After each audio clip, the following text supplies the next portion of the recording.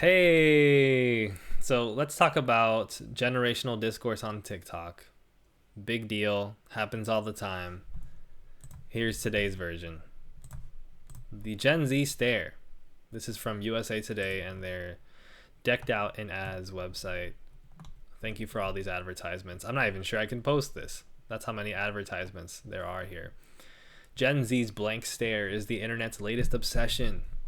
Ever received an awkward response to a "hi, how are you" from a younger neighbor, or a deer in the headlights look from a teenage customer service worker? TikTokers say there's a name for that: the Gen Z stare. Users on the platform say it refers to the vacant stare young people might give in response to small talk, simple customer service questions, or workplace inquiries.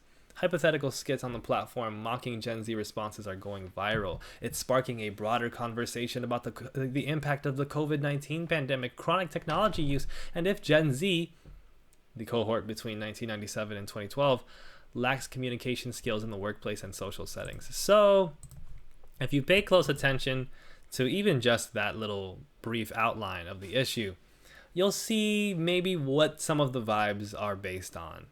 Okay? Rebel Collis says, yes, it's so American. Why are people expected to smile all the time in this economy? So, it is a very American thing, isn't it? Especially because Americans have, especially in most parts of America, the US, let's say, Los Estados Unidos, before I offend my fellow Latin Americans. There's a thing about politeness culture. Americans generally are pretty nice in social settings, especially older generations. A lot of people will debate this. A lot of people will contest this. I'm not saying Americans are nice overall. I'm not saying that you didn't have several bad experiences with Americans when they were doing tourism in your part of the world. But if you go to a place like the American Midwest, where I currently reside, yeah, people are very friendly, very polite. And so there's something about that, especially how it attaches itself to labor and the workplace and service industries, that becomes a little bit insidious. A lot of politeness is great, social skills are great, but at what point are we reprimanding people for being young, being tired, being socially awkward? Like, how is this a significant issue, especially when you can rattle off problem after problem that Gen Z is facing economically, that Gen Z is worried about with regards to their future, in addition to being, young adults and teenagers, which is a hard thing to be. So I'm Gen Z-ish because I was born at the tail end of 1996, and I want to talk a bit about my experience today. I want to talk a bit about my theories and my politics. But I want to address this point a little bit more clearly, because if you look at the content being made about Gen Z and the Gen Z stare, guys, it's kind of obvious that there's some really tone deaf, is that the right term? Some really poorly conceived critiques of young people. Like, this is one that I just came across from 4 days ago. This is the Gen Z stare. Hi, how are you today?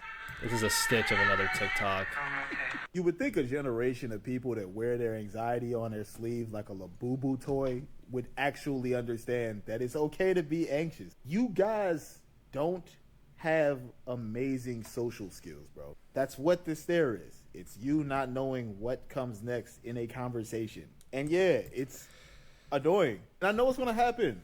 We're going to point out a specific time period where you guys had to be indoors and you had to take Zoom classes. Yeah, I get that, but that was a brief period of time. And it's also been like 5 years. So are we going to just we're just not going to try to improve the social skills at all, huh? We're just going to be 80, just still doing. And I've seen this regularly, by the way. All I'm saying, if you want it to stop controlling you, you should probably try to fix it. There's so many Gen Z stare pieces on TikTok. This is just one of the ones that I came across. And you can see even from the comments, right? Look at this top comment. oh, it's such a small period of time. People swear COVID lasted 20 years. That shit lasted 2-3 years max, and it's been over 2 years. It's used as an excuse. So we're just like gonna ignore we're gonna ignore all the data and all the evidence showing people are still struggling with COVID. COVID is still adapting. People are still dying of COVID. You know, we're not gonna look at the spikes that have happened just in the past 8 months, 9 months. We're just gonna pretend like yeah, COVID just went away, and all these different problems in terms of how that affected socializing, including how it had effects on cognition. We're just gonna pretend that's not a thing. Okay, look at this choice comment. This insane dialogue makes me realize why all my Gen Z employees will just stand silently at my office door for God knows how long, just staring. If I'm facing away from them, they just stare until I get creeped out by the feeling of being watched, turn around, jump out of my skin, and speak to them. Then they speak. So can we just address the elephant in the room here? This is some classist shit. This is some straight up, I hate the rabble shit. I hate the working class. I hate people who aren't in my bubble. I'm a business owner. I'm a successful person. These types of folks are the ones pushing this Gen Z stare narrative. It's not even the majority of millennials, the majority of Gen Xers. It's folks who have this bubble that they operate with, where if people act in different ways that seem a bit bizarre to them, they don't know what to do with it. And they have no idea why young people might be socially awkward for various reasons. They have no idea how COVID even works. They have no idea why people that they employ might be a bit disenfranchised at their business, let alone people at other businesses. Okay, imagine leveraging these kinds of complaints at service workers. Folks working at Starbucks, making minimum wage, working 6 hours, serving the worst people, okay? I've worked service. I've been an ice cream barista, okay? I worked in the Upper East Side, serving people ice cream and cupcakes for a couple of years. And let me tell you something. I wish I would have done the Gen Z stare more. I wish I wouldn't have forced myself to be so constantly present and smiling. Like, it really kind of messed with me because I still operate with this mindset. Like, if I'm not presenting myself as radiant and charismatic and smiling through things, that people are going to judge me, nobody's going to listen to me, it's not going to work. Even though I don't actually think that, and it stops me from being able to process my thoughts better. It makes it harder for me to actually recognize what I'm feeling in the moment. It makes you have this kind of disconnect with your own emotions, and it makes you lose confidence in your ability, more or less, even just the potential of interacting with strangers. Leo. I have a dog in the background, so if I yell at him, please be mindful. It makes you lose touch with yourself. It makes socializing harder. That's what service work does. I'm not sitting here and saying like I was a slave. I have good memories from it. It was a job. I was in college, okay? But it wasn't something where you would have no idea why a worker would be tired or presenting themselves as tired or socially awkward or dealing with difficulties interacting with people. Let alone if I had to go through college and not even be able to walk at my graduation because I've spent the past 2-3 years doing all my classes online because of COVID, that I've had relatives that have passed away from COVID, friends, relatives, neighbors passing away from COVID, people getting significantly disabled because of COVID, having to confront like rampant bigotry around me, kids in my class that watch Andrew Tate, folks on the subway that, you know, might be Trump supporters, violence taking place because of all this like radical right-wing sentiment that's getting emboldened by people in power. Like, if I had to deal with this kind of thing when I was in my like Delulu millennial phase in the 2010s, yeah, I would have had a lot of trouble expressing myself in a socially confident way. I've actually been reflecting on this a lot because since 2020, like, folks, the 2010s was an era of amazing delusion. Me and my partner talk about this a lot. Put that down as the obligatory mention of my partner. We were so delulu in the 2010s. We were so we thought we had the world in our hands. It really was that "We Are Young" song, that Kyle Gordon song. Like, it really was the Ho Hey Lumineers song over and over again. We had this social confidence, we had this energy, even though so many things were coming apart. Even when I talked to Think Peace Tribe, like this conversation about the first Trump presidency, I remember that experience. It was so disorienting, it was so bizarre, and we all just kind of thought it was this gnat that was just gonna go away. Like, oh yeah, this messed up thing, but we're gonna fix this because we're gonna elect somebody else in 2020, and then we're gonna get back to normal.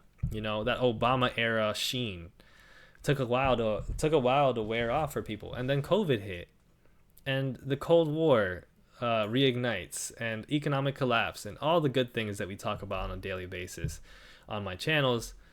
That's happening. So like, it's just disorienting. It's a wild experience for young people to be going through.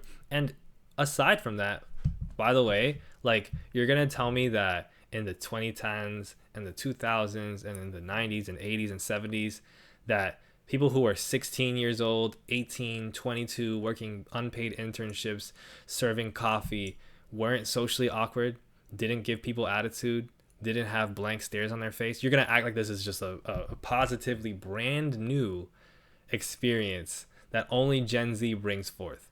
You're gonna act like that? Come on. It's bullshit. And it's the kind of thing that somebody who is in such a position of either overt privilege or, you know, temporarily embarrassed millionaire status is going to believe.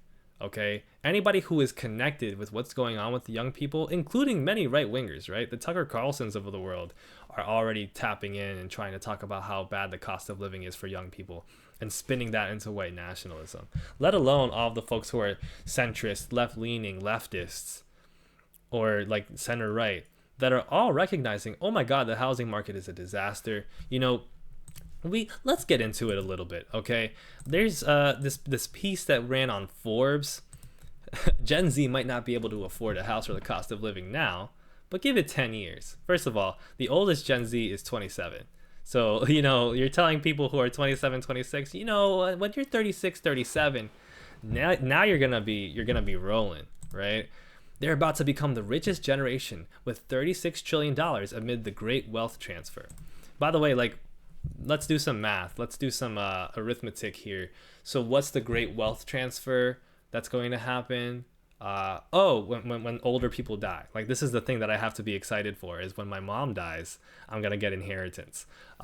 Regardless, this is completely ignoring the fact that it doesn't matter what big number you put forth in terms of how much money is going to get transferred to the next generation. It doesn't matter if all of the money is going to be spent on increasing housing costs, increasing medical bills, increasing transportation bills, you know, air purification, because, like, I don't know if you guys have been outside at all this past summer. The air is bad. Like, we're in central United States. The forest fires from the border with Canada have made the whole central and eastern United States be in a consistent, like, 60, like, moderate air quality, sometimes 70, 80. I don't know if you remember a couple of years ago when those forest fires were so bad that, like, the 4th of July in New York City was, like, not tenable to stay outside. Like, you had to wear a mask to be outside, just even for a period of time. It was so bad. It was like 200. Okay, so we're gonna have to start buying air purification systems. We still, you know, if we know what we're doing, we're still wearing masks in crowded settings, because, yeah, sickness transfer is not only something to be extra worried about with the presence of COVID and now all of these diseases apparently coming back because nobody wants to get vaccinated, but nobody can afford to get sick. I can't afford to get sick. Like, I'm trying to take a vacation this month. Have you seen how many videos I've put out on this channel, on the second channel? Have you seen how many streams I'm doing on my vacation month? Who's going to be able to get sick for a week? Who's willing to take that risk, right? All these associated costs. Name things in the chat that are more expensive now, right? Groceries, okay? Like, it could go on and on. Daycare. So even for folks who are not, like, who have resoundingly and reasonably given up on buying a home and having children, even those folks are sitting here like, hey, there's a lot of money that has to get spent. I can't just sit here waiting for my mom to get sick and die and get her inheritance. I also kind of like my mom. I don't want her to die. I don't know if that makes me weird. But regardless, even if my parents leave me a significant inheritance, it's like, well, I have to be really careful about how I spend it. That's not going to change. That's not going to change. And you see that the folks on Reddit, the good folks of Reddit, who I usually dunk on, obviously there's not like a folks of Reddit, it's just several communities. The folks responding to this are very much not buying it. Long-term care and medical expenses will eat it all up. Gen X, who already went through this with our parents, right? Millennials agreed. Okay, the great wealth transfer is a strange euphemism for your parents and grandparents dying. If it doesn't go to a nursing home first. The great wealth transfer is the current privatization and union busting plan in motion now. How is Gen Z going to inherit money used by boomers to pay for declining social security payments and inflated healthcare costs? Okay, so you have to be very detached from the economic situation to not understand the economic pressures that face Gen Z and why somebody might not exactly be very happy to be making $15 an hour selling coffee for 4 days, 5 days a week. Why somebody at your internship might be a little bit socially awkward, a little bit tired, may not really have too much care for displaying the kind of old school manners that really benefited you back in the day, when at the end of the day, we're all still looking at abject, I'm not going to say poverty. Many of us are very privileged. I'm not in a position where I'd have to worry about being poor, but just constant work for the rest of our lives. Like my parents' generation are working way past when they want to retire. How the hell am I supposed to think about my own future? But you want me to make sure I smile at every person that enters the room, that I'm super present for every conversation that happens. This is putting aside the way that our minds are completely scrambled by technology.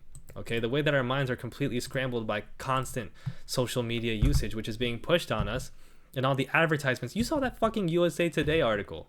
Okay, you see how many advertisements they're placing on websites? It's not like you can just go online, read the news, and have a good time anymore. You literally have to click 17,000 boxes.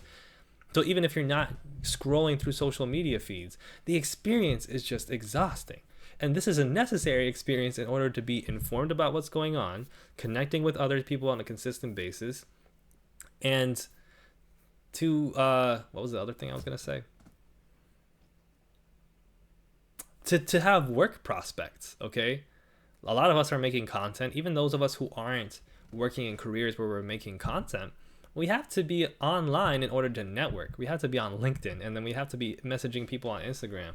It just doesn't make sense, right? But okay, we're gonna complain about the Gen Z stare, right?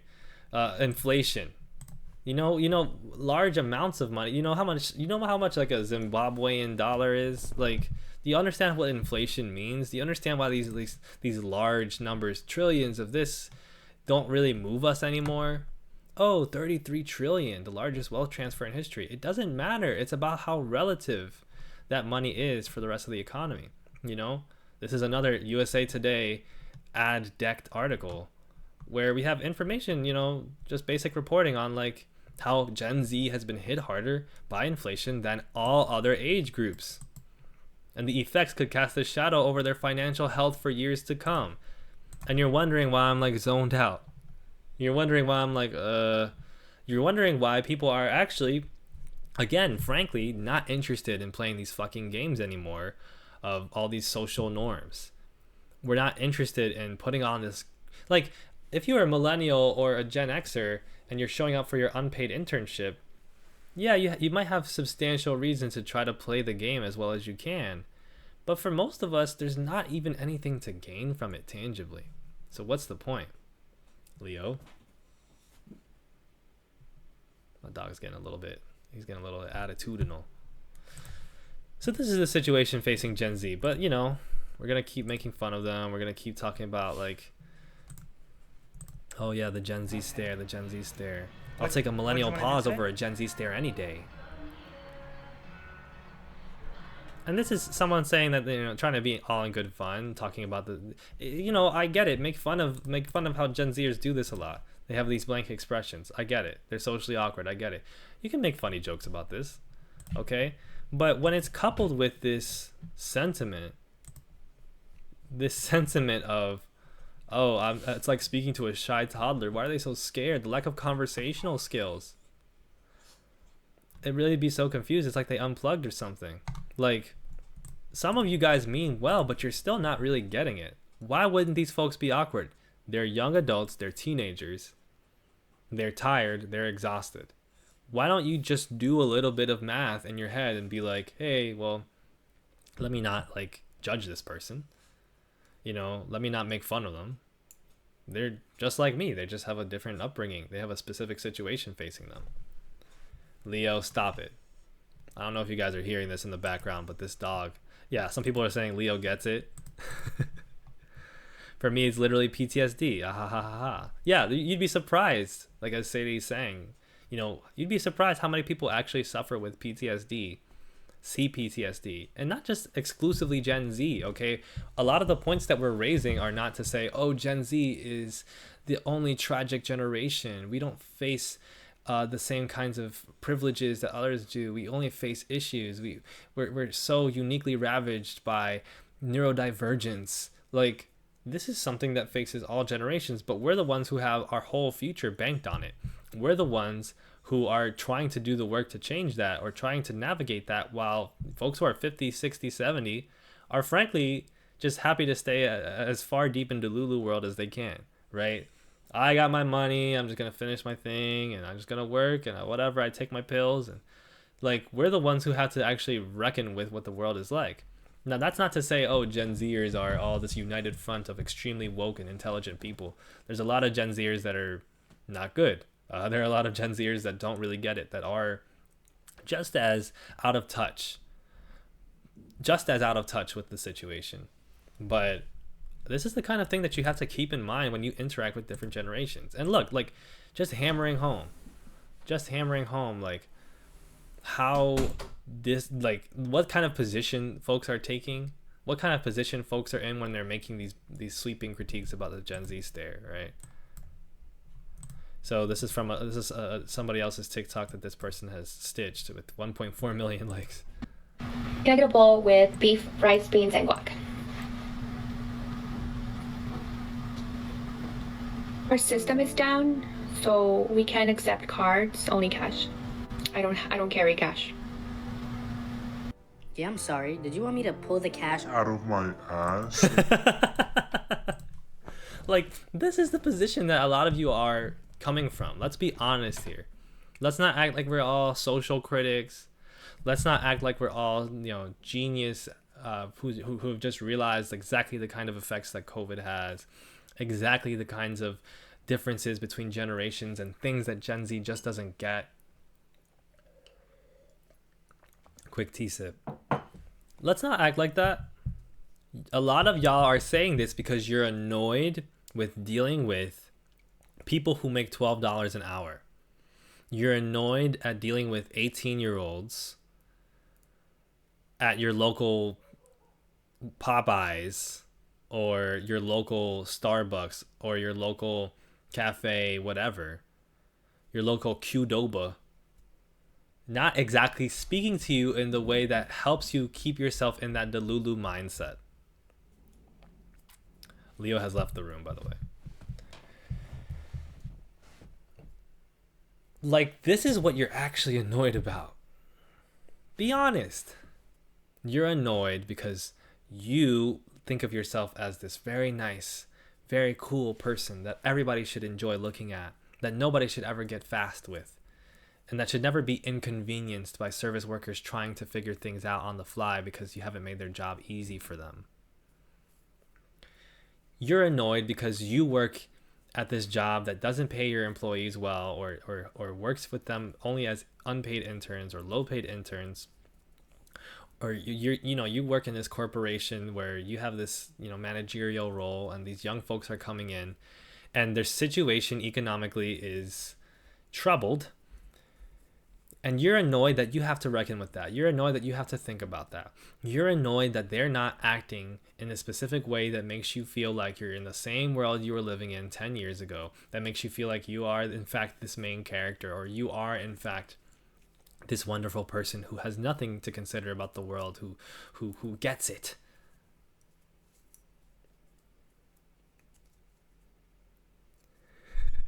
Remelia, I am sorry, but I'm a new viewer, and I thought for a second you were referring to yourself in third person as Leo. That's so funny. That's so funny. Gen Z want to be Joan of Arc so bad. You know, the Joan of Arc movie was made in the 90s. That was a bunch of Gen Xers that were fascinated by her story. So, like, which one is it, you know? Is it that Gen Z don't understand their history? Or is it that, like, Gen Z is, like, studying history and relating to historical figures? Come on. Cameron says, in my experience, Gen Z are overly friendly as customers, and it's the older generations who seem to have hindered social skills. Right, I mean, a lot of this is experiential. People are drawing observations based off of their experience and then drawing these massive conclusions based off of it. And look, that's what we do, right? That's social critique. But if that social critique is fundamentally unempathetic and not reckoning with what would be different for an 18-year-old now versus a 38-year-old, or reckoning with why any 18-year-old in any part, like, it's wild to me. Are y'all assuming to me? Are you trying to tell me that in the 1980s McDonald's workers were like super chill, like 17, 18-year-olds that just like struck up the best conversations? Are you trying to tell me like, oh, Gen Z is the first generation to take up low-paying work as teenagers and young adults and have an attitude about it? I just don't understand. I don't understand. This feels like such a classist critique more than anything. And it's classic, right? It's the same sort of rhetoric that pops up every generation. Older people getting annoyed with younger people because younger people have to deal with problems, and they're not making it look perfect and good for the older generations. I mean, look at this. Look at these assertions being made by Fortune magazine. The Gen Z stare is more than a TikTok trend. It's a real problem in the workplace and the job market. Oh, do tell. Gen Z, the youthful masters of the TikTok trend, are being hoisted by their own petard. I love that. I love that I'm not against pretentious writing, but we're not off to a good start in terms of recognizing the class dynamics here. But they are probably just staring at their phones with blank and expressionless faces. That's right, the Gen Z stare has become the rare social media sensation that turns the mirror back on Gen Zers instead of vice versa, something like the inversion of the millennial pause. So, I get it, we're doing editorials, okay, but again, you're not exactly reflecting that you have any kind of intellect with regards to class dynamics, nor that you even know what happens on social media. Are you kidding me? Gen Z gets made fun of on social media all the time. Gen Z is half the people that make fun of Gen Z. Do you remember when, well, actually it's been multiple occasions over the past couple of years, because that's been our foreign policy here in the US, times when people have joked about World War III, and Gen Zers have made jokes about how Gen Z would not be able to fare well in World War III and would desert and would be like, oh, over there, the Russians are over there, right? Gen Z is constantly making fun of Gen Z. Sure, these are not usually insulting, harrowing, critical, mean-spirited critiques of Gen Z, but why would you want to do one of those? I don't know what the millennial pause is, says a demon's toe. The millennial pause is just this. I'm gonna show you what it is instead of telling you. So today we're gonna talk about the Gen Z pause. Do you see what I just did there? Okay, I'm gonna run that back one more time for a replay. Audio listeners, I'm panning to a different screen to imply that the video has stopped. Starting the video. So today we're going to talk about the Gen Z stare. Do you see what that is? It's a thing that happens a lot on TikTok. You'll notice that there's pacing on editing on TikTok is hard, frankly. I don't make TikToks because it's fucking hard, okay? That's my millennial showing through. I'm about to be 29. I gave up on making TikToks. Okay? Like, do you know Zoomers make fun of me because of how bad my TikToks are? Because I filmed them like my angles are like this. I'm like, so what's going on with the like, I look terrible on TikTok. It's hard, okay? This is the vicious critique that Gen Z had leveraged against millennials, the millennial pause. oh, millennials, they don't really know how to use TikTok. Ha ha ha ha. And then millennials came back with, you motherfuckers need to smile more. You guys need to smile more. What's with all this staring? What is it? COVID? COVID bothers you? Gen Xers. Oh, COVID? A massive like health disaster that killed millions of people and is still ongoing and raging and taking people's lives and not being addressed properly because it was barely being addressed. It was being addressed, frankly, very horribly under a Democratic president. And now we have a president that's just like, I don't think health is a thing. I'm going to gut every department until it no longer exists. So, well, why don't you just smile? That's not my problem. Give me my fries, man.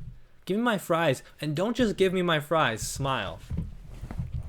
Make sure when you give me my fries, you say, hey, thanks, sir. Have a good day. Here's your fries, sir. Sir, did you want ketchup with that? This is what they want, right? This is not even like,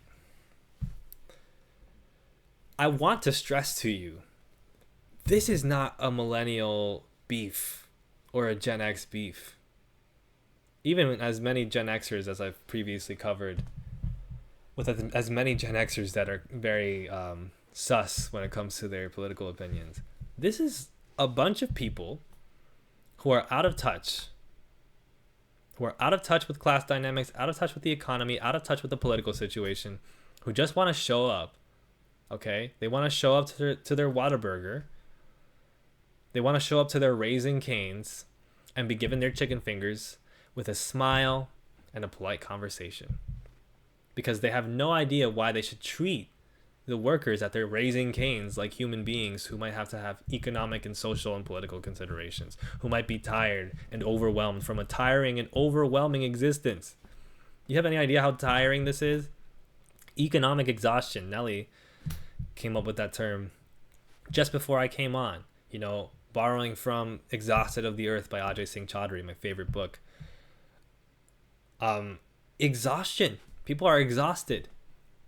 You know how tired you get, right? When you get 3 hours of sleep and you're talking to your parents in the morning, because of course you live with your parents.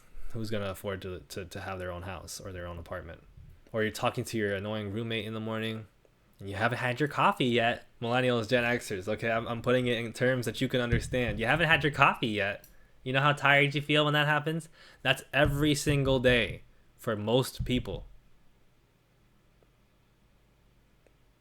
Do you understand? People are tired. When you work in service, do you remember, folks who have worked in service, do you remember how little time they would give you for a lunch break? I remember working when I was serving ice cream and cupcakes on the Upper East Side of Manhattan to rich people who had nasty attitudes half the time. Came in with their dog. You're not supposed to come in with your dog.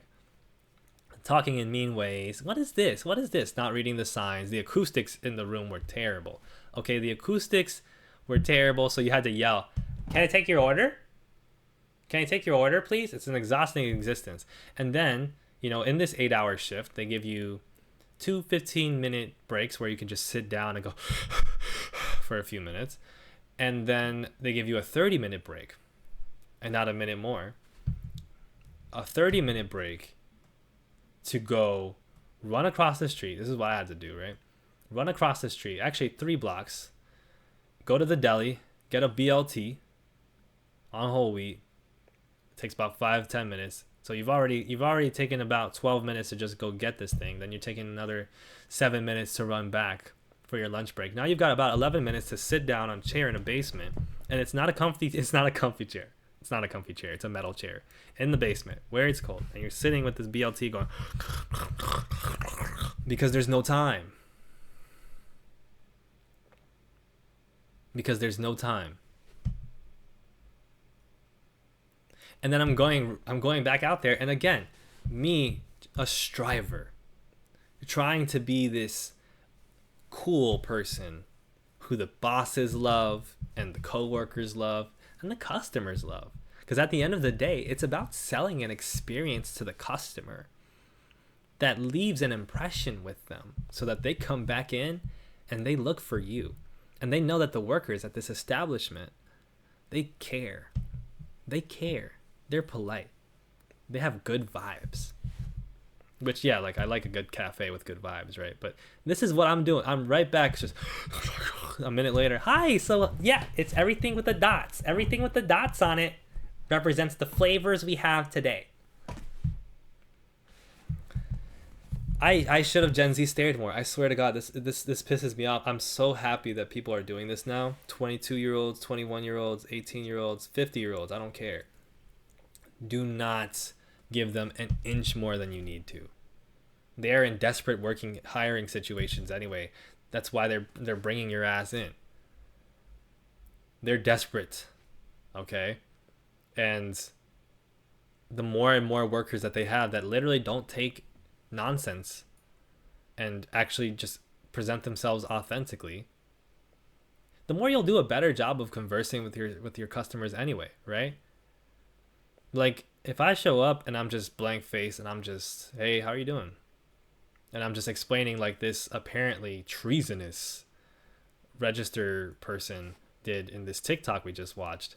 I'm having the gall to be like, hey, we don't take cash. You know, a lot of people are gonna be like, yeah, cool, man, no problem.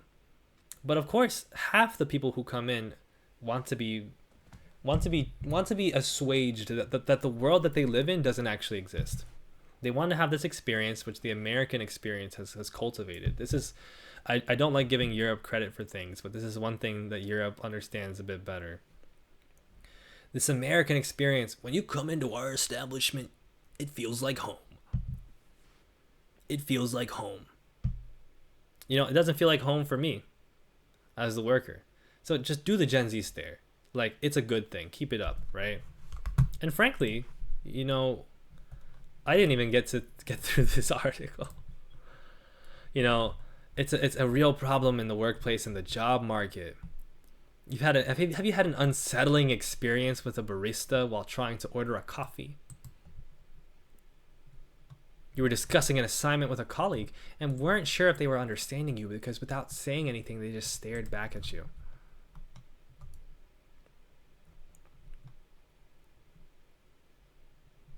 One Reddit user describes visiting a chocolate shop to pick up a birthday gift.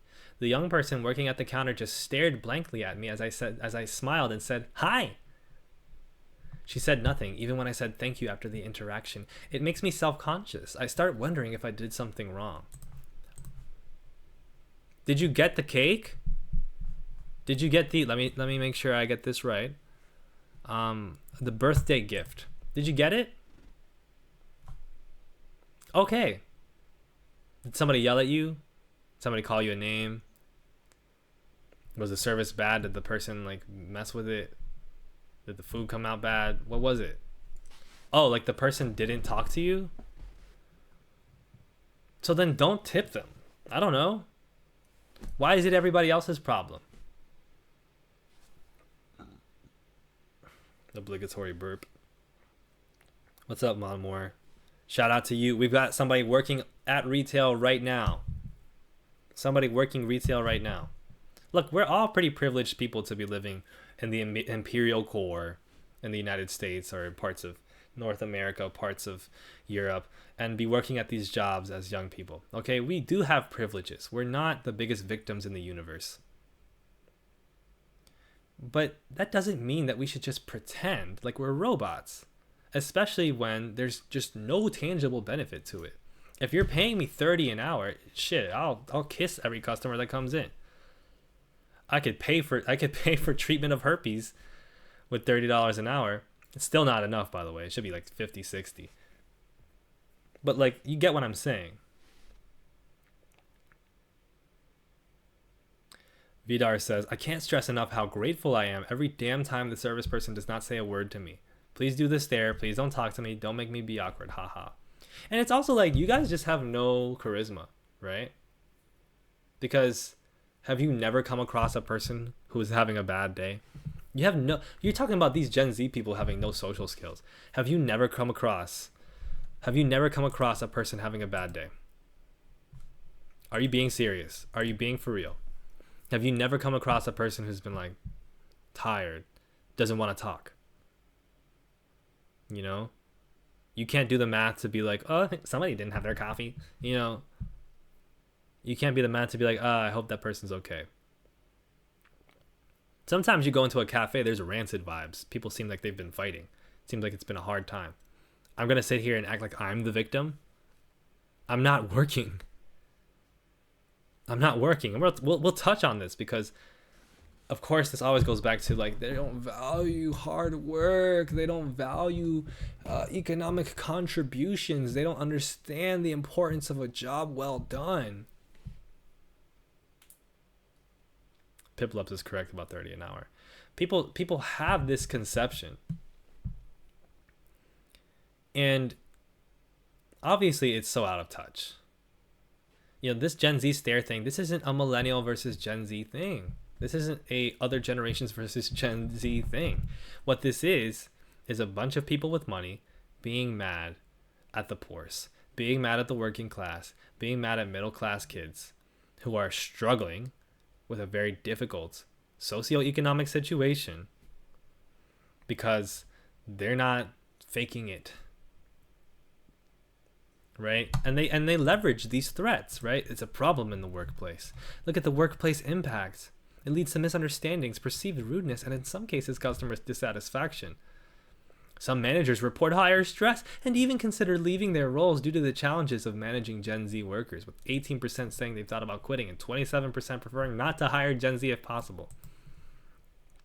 So, what do you think Gen Z workers are thinking? Have you asked them? Like, imagine the gall of having a conversation about people without including them in it. This is everything. This is every single bit of right-wing reporting and centrist, quote-unquote centrist reporting. We talk about people, but we don't have them on. You know, this is a very deep phenomenon and reality of journalism. We're not going to talk to a Gen Z person, to a couple of Gen Z people weigh in. Why would they have struggle in these situations, you know? No, we're going to talk about the poor bosses.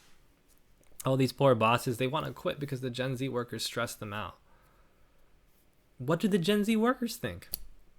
But you don't want to have them on because you're afraid they're going to tell you we're not getting paid enough. We can't afford rent. You know, it's ridiculous. And again, by the way, going back to my point about like lack of social skills, sometimes a person is socially awkward in a moment and then they tell you what they're thinking. Or sometimes a person just doesn't smile as much. Sometimes a person just kind of like takes the time to process their thoughts before responding to you. Like, you can have, if you have empathy, you can strike up a conversation with them if you need to. You know, you can be like, hey, you good? I don't know. Like, or just shut up. Like, I just don't understand it, man. I don't understand it. But let's get back to this victimhood, right? Gen Z now makes up nearly 30% of the workforce and wields over $1 trillion in spending power.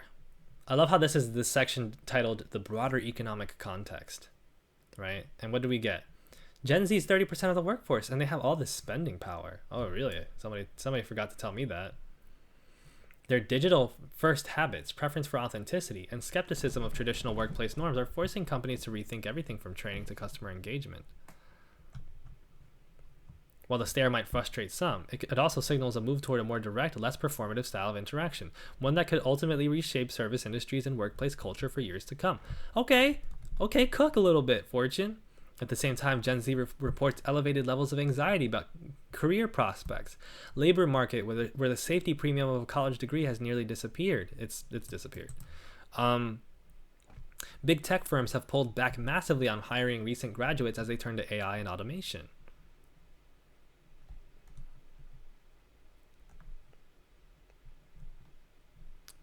Okay, Fortune. Okay, we're cooking a little bit. Every so-called generation comes in for a wave of criticism from their elders, usually in their 20s when they enter the workforce. The complaints levied against Gen Z are something like a hybrid of the two generations that preceded them, millennials and Gen Xers. Similar issues that millennials face with accusations of oversensitivity, tech addiction, and failure to launch from their parents' homes. Millennials were labeled the me generation. Okay, we're doing historical context. Man, I stand corrected. I was a little bit too judgy of this piece, wasn't I? Millennials were accused of being financially irresponsible. Gen X received a different set of criticisms. Each generation, as it comes of age, faces a unique set of stereotypes and criticisms, often reflecting broader social, economic, and technological changes. Oh.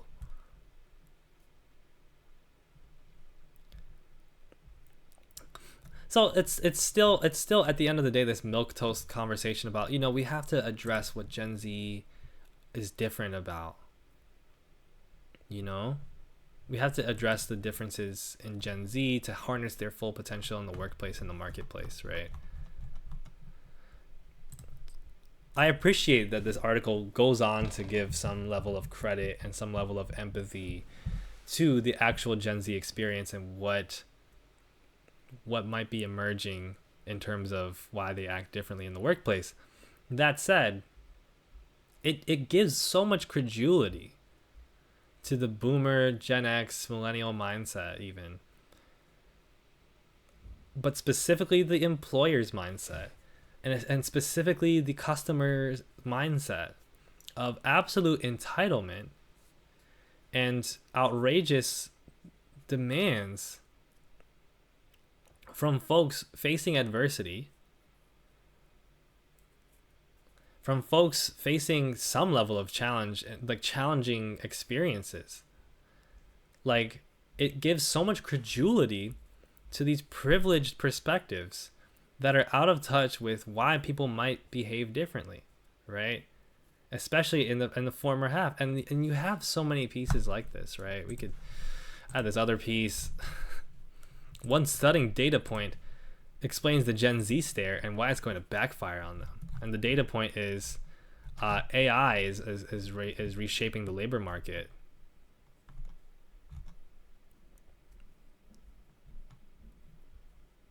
Gen Z ranks achievement, the desire to be seen as successful or impressive, shockingly low. They place it 11th out of 15 values. Even more telling, 65% of Gen Z respondents say achievement already plays too much of a role in their lives. Let that sink in. Not only is Gen Z less motivated by winning competition and status, they're actively pushing it away.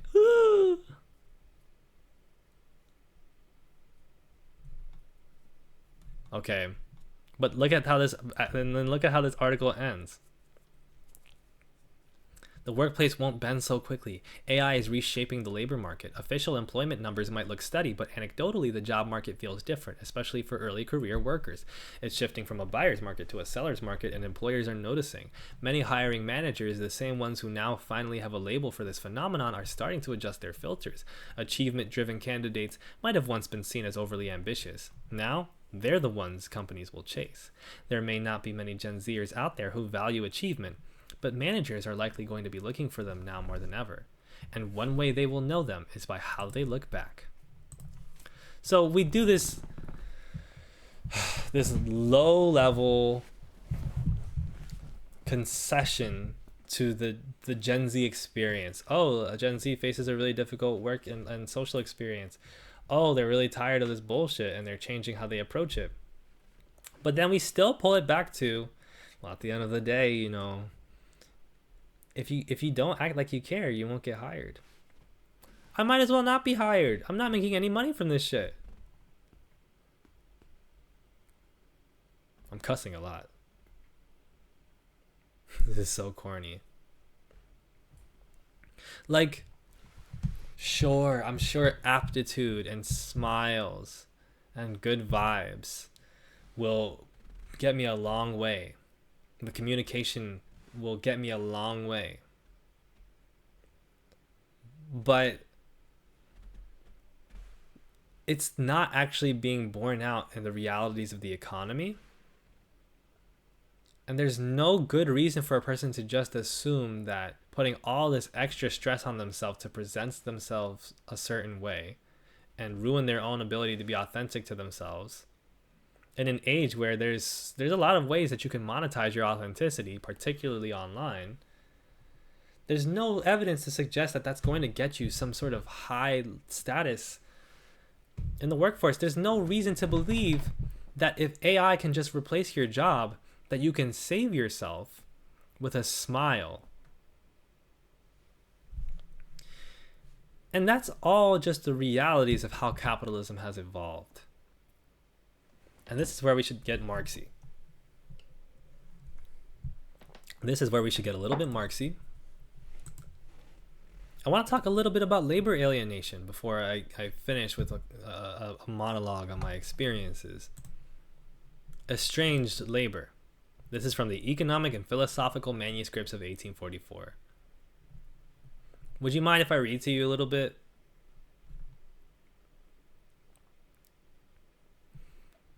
The worker becomes all the poorer the more wealth he produces, the more his production increases in power and size. The worker becomes an ever cheaper commodity the more commodities he creates.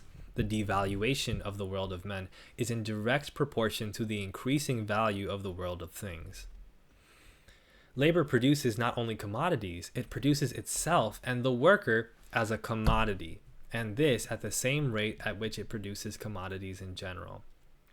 Let me keep it going.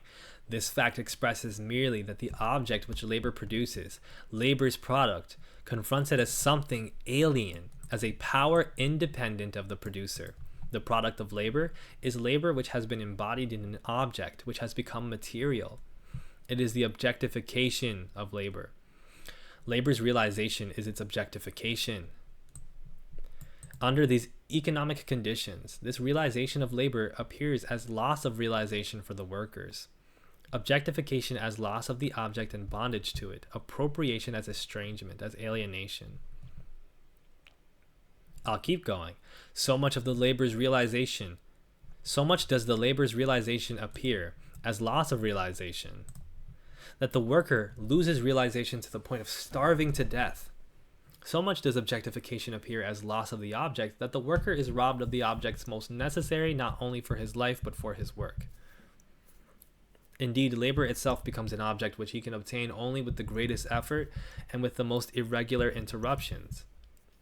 So much does the appropriation of the object appear as estrangement, that the more objects the worker produces, the less he can possess, and the more he falls under the sway of his product, capital.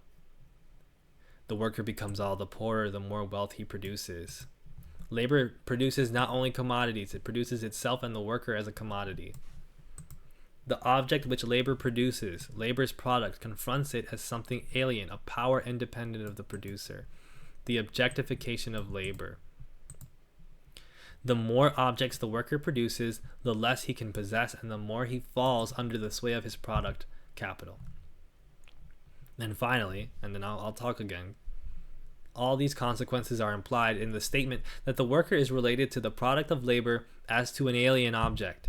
For on this premise it is clear that the more the worker spends himself, the more powerful becomes the alien world of objects which he creates over and against himself. The poorer he himself, his inner world, becomes, the less belongs to him as his own. It is the same in religion. The more man puts into God, the less he retains in himself. The worker puts his life into the object, but now his life no longer belongs to him, but to the object. Hence, the greater this activity, the more the worker lacks objects. Whatever the product of his labor is, he is not. Therefore, the greater this product, the less he is himself. The less is he himself. The alienation of the worker in his product means not only that his labor becomes an object, an external existence, but that it exists outside him, independently as something alien to him, and that it becomes a power on its own confronting him. It means that the life which he has conferred on the object confronts him as something hostile and alien. So why did I just read these passages from the Economic and Philosophic Manuscripts of 1844 by Karl Marx? What does all this mumbo jumbo mean? The creation of products under capitalism not only is alienating in the sense that it feels bad, in the sense that you're not paid enough, but it is fundamentally the creation of your own weakening. It is fundamentally the action of dehumanizing yourself. It is fundamentally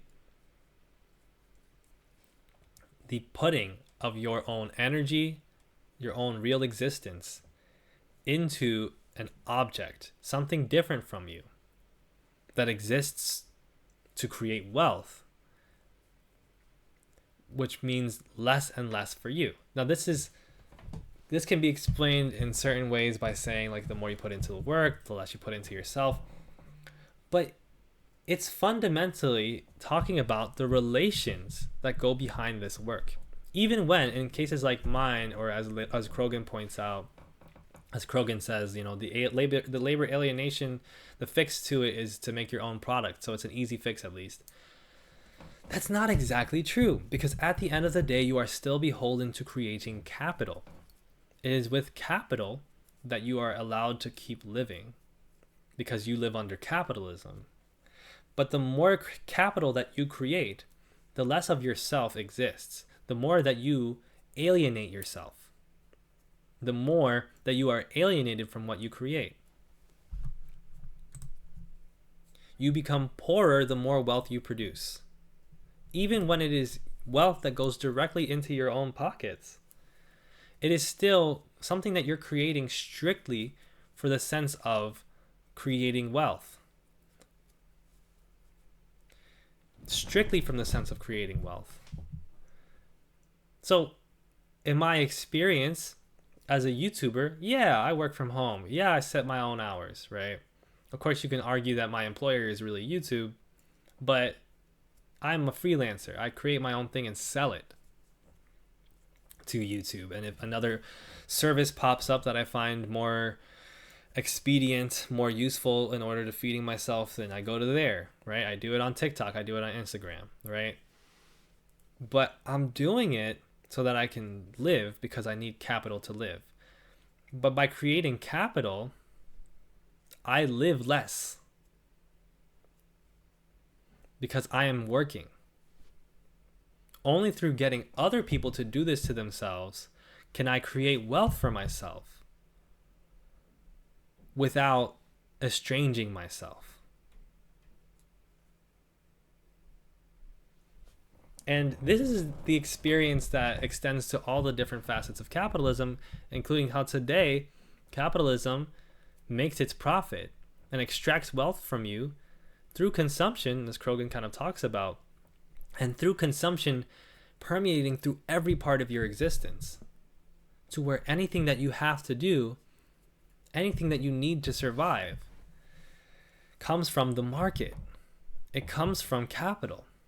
You have to find a brand that can get you this bed.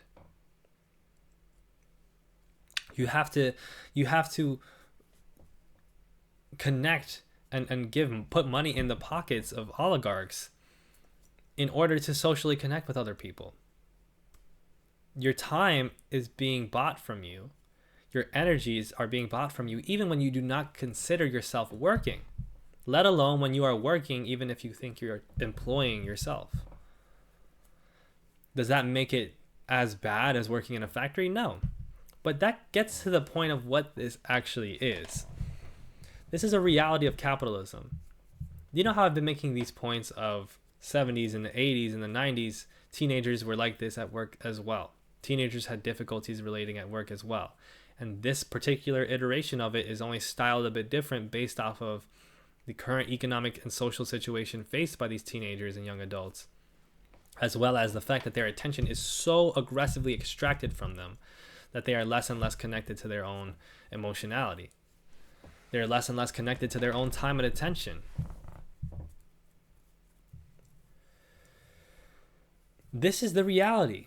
Under capitalism, as long as you're working, you are a product. You are a commodity. You are turning yourself into a commodity in order to survive.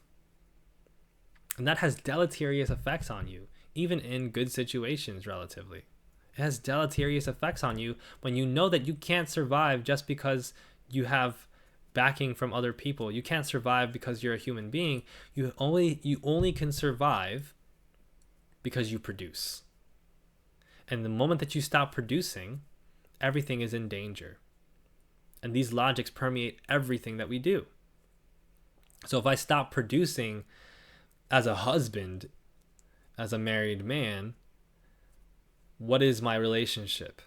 What is my marriage? What is my relationship to my children? If I stop producing because I get an injury, the crisis is not, oh, I can't walk. The crisis is, I might not be able to survive. That was a frog. The crisis is, I might not be able to survive. And so all of our existence is pinned to this. And even in the moments where we try to find reprieve, it's actually these things that have been captured from us to advertise themselves as reprieve to us. Come to this spa, get this spa, get this skincare going, get this massage chair, come see this movie in the theaters. But all of it is wealth extraction. All of it is producing wealth, meaning all of it requires that somebody else produces wealth, meaning I am still alienating myself. As capitalism continues and continues, its expansion takes on these new forms that lead to people being as alienated from their own humanity as ever.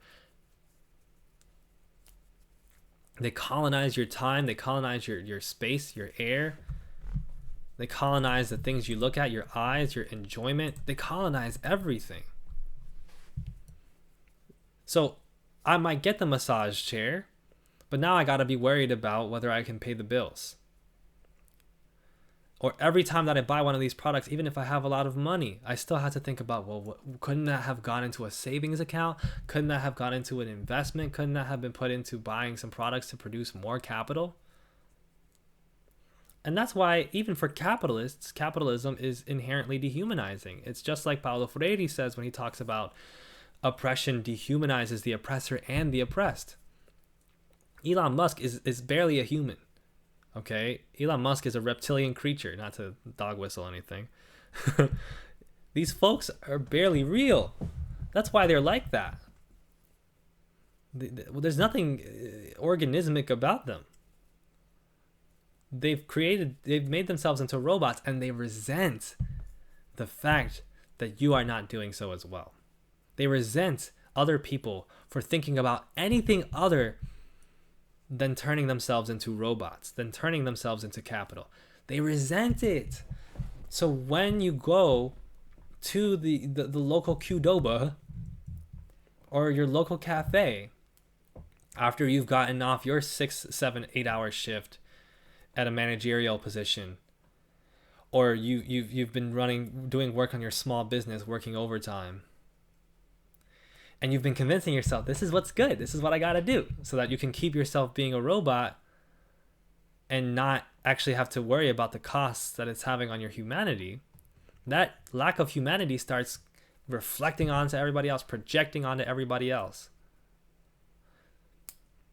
Because you see somebody at your local cafe who's an 18-year-old working the register, and he's not smiling at you, or he's staring off into space for a little bit, or you talk to somebody at work who's a Gen Zer and he's tired, and you say something to him and he's just staring at you. Now all of a sudden you have to reckon with him as a human.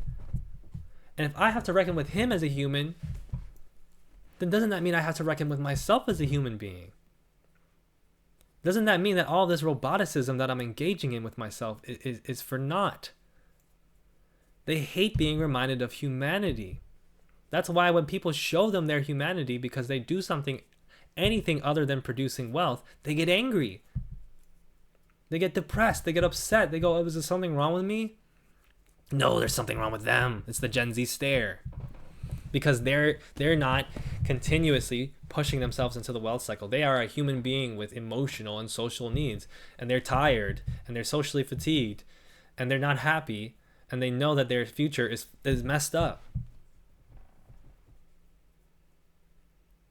Anytime you do anything that is not based off of generating wealth, even indirectly, whether it be having polite manners, refined manners in every single social interaction you have, or the choices that you make of where to go to school or where to work or what you wear, anytime you choose humanity instead, all of these people who have dehumanized themselves to such a serious extent, they get angry, they get upset. They can't fundamentally recognize your humanity because they don't do it with themselves. And if they recognize yours, then they would have to reckon with what they are doing to themselves. And that would mean compromising the 100K salary that they make, the profits that they take in from their small businesses.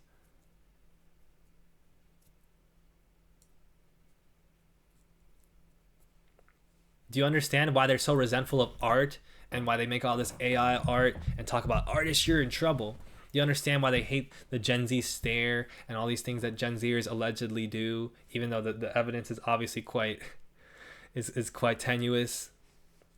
Do you understand why they hate it when human rights advocates show up?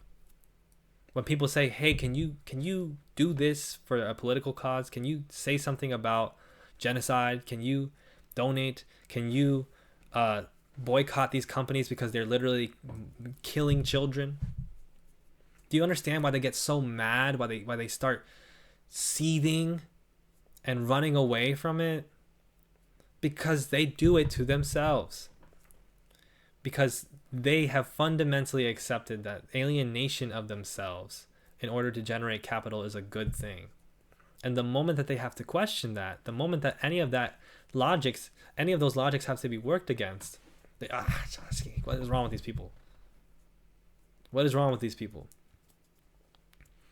And that is how capitalism is fundamentally dehumanizing.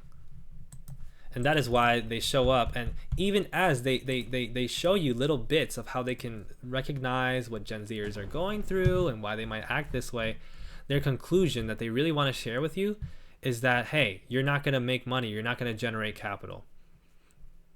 Managers are going to be looking for Gen Zers who value achievement. One way they will know them is by how they look back. Sorry. Am I dyslexic? I might be dyslexic. I'm not sure. My mom is dyslexic. That's why I ask. That's even when they have good intentions, they still go back to, but you're not going to make any money that way. You're not going to survive. You're not going to survive. They think that they're well-meaning. Hey, you're not going to survive because you're not smiling enough. And what Gen Zers are saying is, I'm barely surviving as is. I'm tired. I can barely keep doing it. They're tired.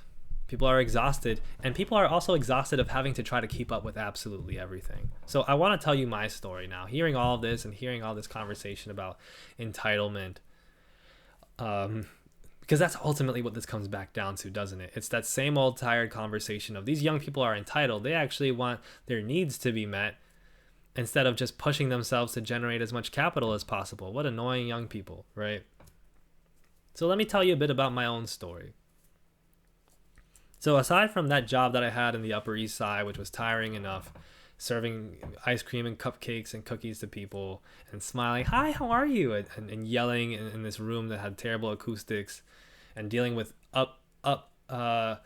annoying, stuck up customers on the Upper East Side, rich people who didn't really regard you as human half the time, right? Who barely, like, half the time would have difficulties just doing the basic customer thing that they're supposed to do. "Hi, what's this? Oh, cool."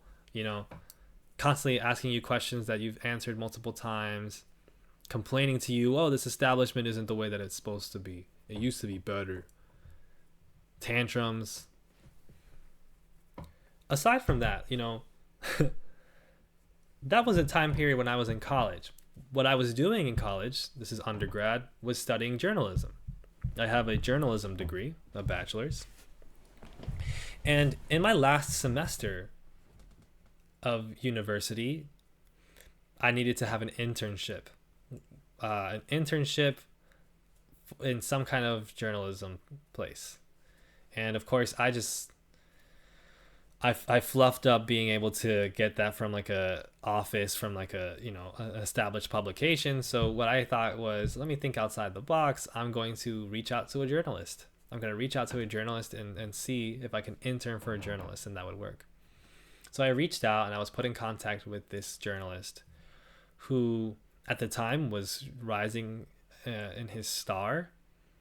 In we're just gonna say,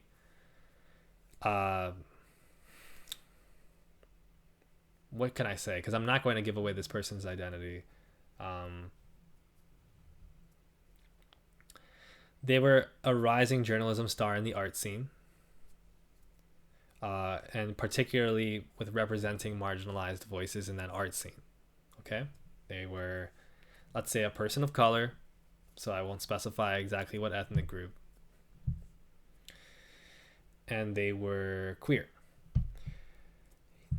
And so I become this person's intern, and I'm transcribing, and I'm helping him take photos of himself for different shoots that he needed to do, for different brand deals that he had, because he was also an influencer. And in exchange, he would give me sometimes nuggets of wisdom, but sometimes like genuine connections with editors. So that's how I got a couple of pieces published out of my, undergrad experience, because I got connections with certain significant magazines through this internship. I promise this is going somewhere. Now, there were also other things that he did, like he got me into certain events just to see what the life was like there, and also to get me connections in with different magazines. So a good chunk of like my early stuff that I published was through him connecting me with people. Now, these things did not pay well, okay? I told you before that my first ever published piece was an interview with ContraPoints for ID magazine, which had recently been acquired by Vice magazine. I got paid $200 for that. $200. This was in 2018. And $200 for a 21-year-old is like, whoa, but it also is nothing, right? Because you're freelancing, so it's not like you can expect $200 every week or every month. You can't even expect $200 a month. You have to fight for $200 every time you can get it. So, no real way to save, not a lot going on, but I get some opportunities out of it. I needed clips as a young journalist, and part of the difficulty was like, I need to publish stuff. Even if I get paid little, if I can build a resume to show people, then that's how I can connect with more editors. Of course, I got more clips, and that didn't exactly work out the way that I thought it was going to work out, because the journalism industry is messed up. Okay, it sucks. Nobody's hiring. You got to be super connected to get anything in journalism, or you got to do what I do, which is YouTube now. There was one period of time where I wrote something for Vogue Italia, because this person I interned for, he connected me with a kind of rising star in a particular TV world, and who also made music, and was like, he already has this set up with Vogue Italia to do this interview. Vogue Italia is the Italian branch of Vogue. They had an English language publication. I don't understand it. I don't know what the hell goes on in Condé Nast. But I did this interview with this person, and I'm just like, cool, I'm going to get a clip. I'm going to get something with my name on it. That's going to keep building my career. And then it comes out, and my name's not on it. And I'm like, what the hell? Like, Vogue Italia did me dirty, and I tried to reach out to people, and then they didn't do anything about it. And I talked to the person I was interning for, my mentor, let's say, and I'm like, hey, your guy kind of did me dirty here. He was the one who had this on the ground, but I did this because I needed to get a clip, and now I don't have a clip. He's like, wow, that's wild. Like, I'll talk to him. Nothing came of it. Okay. So my mentor would tell me things like, you got to fight for yourself out here. You got to make sure you get paid. You got to make sure that you show up and you show people who you are. You dress a good way. You impress people, and you're confident. And you got to make sure that nobody messes with your money, right? Because they'll do it. They'll do that in the journalism industry. And he introduced me to people who were of repute, and it was so cool. I thought I was so cool, right? So the months pass by, I get some different gigs, and our relationship just becomes a bit more distant, because now I'm often doing my own thing, but I still help him out from time to time. There was one particular gig where it was like, I think the first time that he had paid me, and it was, I can't remember what it was. It had something to do with Vice, but he paid me a few $100s out of a portion of something for that he did for Vice, and I was like, cool, right? But again, like, I'm not working. Like, I'm trying my best. I'm pitching to editors. Here's this story, and I'm barely getting emails back. And when I get them back, it's no. Freelance journalism is extremely rough if you do not have a ton of connections. And so, yeah, I'm still sometimes contacting him and trying to help him do stuff. And he's sending me encouraging words. You're cool. You got this. And then there was a time period where I was like, okay, what can how can I help you with something? He's like, I need a bunch of this transcription work done for this piece. It's like several different interviews to transcribe. It was over the weekend. And I did all this transcribing for him, and I was like, is it okay if I get paid for this? Is it okay if you pay me for this? Right? He's like, okay, yeah, sure, I'll pay you for this. So I do all this transcription work. It takes hours out of my weekend. And yeah, the piece, is finished. And he's like, okay, how much am I going to pay you? And I'm asking him, like, don't make this mistake, folks, right? Here we go with like the corporate work culture. I ask him, I'm like, I don't really know what amount to ask for from you. What amount are you making, if you're okay with telling me, from this, and I can discern what amount I can ask for from you, so that like I'm making a reasonable request, right? I can reasonably ask. But this was a big no-no. He responds telling me, and he always typed it with proper capitalization at me, but he responded to me all lowercase. Your generation is so entitled. You don't want to work for shit. This is how you want to do shit. Fine. Just tell me what amount of money you want. This is ridiculous. I'm like, dude, like, I didn't know I was going to offend you. If I knew that question was going to offend you, I wouldn't have asked it. I was just trying to understand what amount of money to ask for from you. Just tell me what amount of money you want. I'm like, I don't know, man. Like, I won't even ask for anything. It's fine. I don't want to lose my connection with you. Like, you've been like a mentor to me. I've looked up to you. I'm still out, like, ass out in the journalism industry. I'm trying to think long term. I just wanted to know how much to ask for from you. Tell me what amount you want.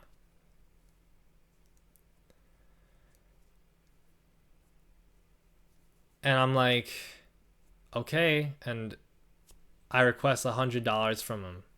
And he denies the request and sends me $200. And then he soft blocks me on everything, and he never spoke with me ever again. And I will say, without identifying him, to this day, this person his star has only risen more. He is an acclaimed and famed journalist working in that art scene, working in the art scene in the US. And, you'll see coverage of him. Oh, you're like this anti-establishment guy. Like, you really worked up against the grain to represent for these marginalized queer voices in this art scene. Like, you really had to get it out of the mud, And meanwhile, this is how they treat folks who are 22 years old, 23 years old, just trying to figure out what to do in the industry, just asking them how much they're making. That's what this corporate work culture is. And that's who these kinds of folks are. That's why they get mad about the Gen Z stare. And that's what they mean when they talk about entitlement.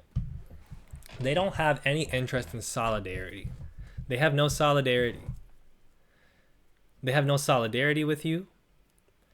They have no interest in, like, hey, like, what's the perspective of this younger person who I was in the position of 7 years ago, but now is facing even more, like, confusing socioeconomic circumstances. Like, hey, maybe this person was just asking a question, didn't quite understand what he was doing. They're ruthless with you. As soon as they get the sense, even after telling you all this stuff, make sure you get your money, make sure that you stand up for yourself, make sure that you're not, as soon as you're like, okay, how much money are you making off of this? Entitled. never speaking to you again, get out of my face type shit, right? This is how they are.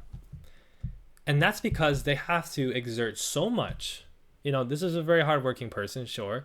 They had to exert so much to make a name for themselves and to achieve. This is what that achievement mentality is that CNBC's article was talking about.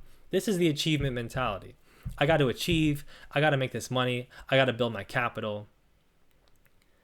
That when another human being in a position of some level of weakness, who has been nothing but reverent to you, nothing but kind to you, and is literally relying on you, like, to help them to some degree, you just spit at them because they don't follow the code. Oh, you don't ask what people make. What a ridiculous thing, you don't ask what people make. I always have thought that that's so ridiculous. I always think people should give transparency in terms of what their income is. I understand that there are certain risks, but within reason, people should be able to ask you what you make, and you shouldn't be super mad at them for asking, even if you don't feel comfortable divulging. But they're so emboldened by labor alienation. They have taken it in stride. They have believed it to be part of this narrative of their own God-given success because of their hard work and their ingenuity. Look, we all work hard. Everybody wants to give themselves a pat on the back for working hard, for being ingenious, for being creative. And people should be proud of themselves. This is a really hard thing to make work. And it is constant work. It never ends. But the fact that they're not empathetic with other people shows that it's not really about that. It shows that in actuality, it is about capitalism. That's all that ever mattered. And people will be very kind with you. They will be very, I'm empowering you. I'm empowering the marginalized, up until their capital is threatened. Not even in a genuine way, not even actually threatened, but like the insinuation that it might be threatened. And that's because solidarity is beaten out of you by capitalism. And without solidarity, you don't have a real way to groundedly examine the world that you live in. You don't have a real way to examine the social and economic conditions that you face and try to find human connection with other people to help other people and yourself get some way through it, take some type of step forward through it. You have to have this individual mindset. I'm going to achieve. I'm going to do my thing.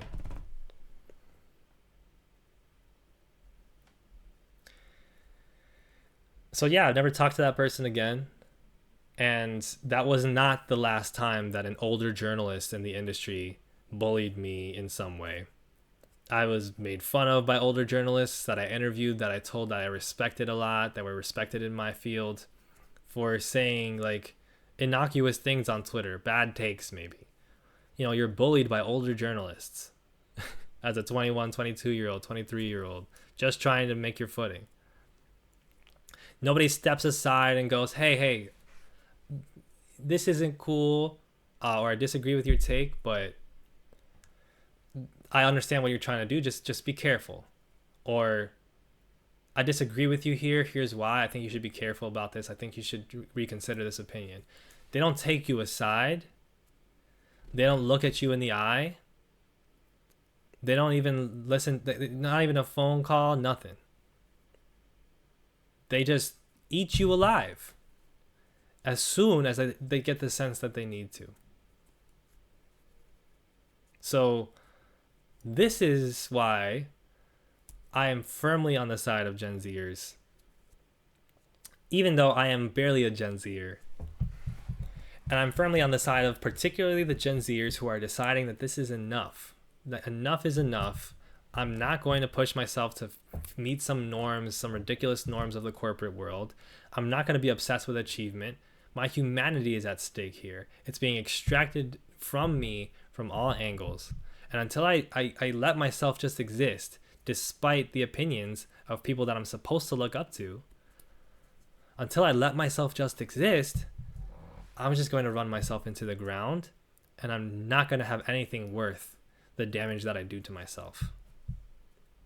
So if you ever wonder, why does Elliot talk about Gen Z and generational discourse so much? And, what background is Elliot coming from when he is talking about capitalism. Like, I wasn't an anti-capitalist in 2018, 2019. These are the experiences that shaped me to where when I was 2022, when I was 25 in 2022 or whatever, this is what made me go, I should start reading Marx. Because I can talk all this game about how I actually care about people and I actually care about the marginalized and representation and all of that. And I can talk about how caring I am and how cool I am, pat myself on the back for it. But there's an economic reality that impoverishes people and exploits people in my name, and that will tear me apart if I do not recognize it. So that's today's video. That's today's live stream. I hope you enjoyed.